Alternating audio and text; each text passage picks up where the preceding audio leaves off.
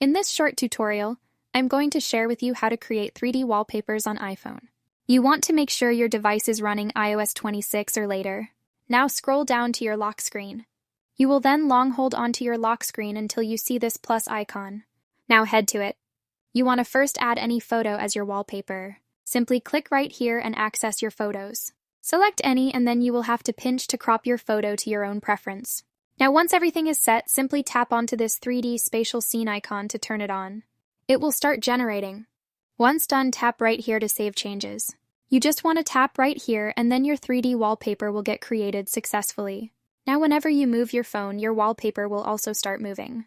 Well, that's how easy it is to create 3D wallpapers on iPhone that's running iOS 26 or later.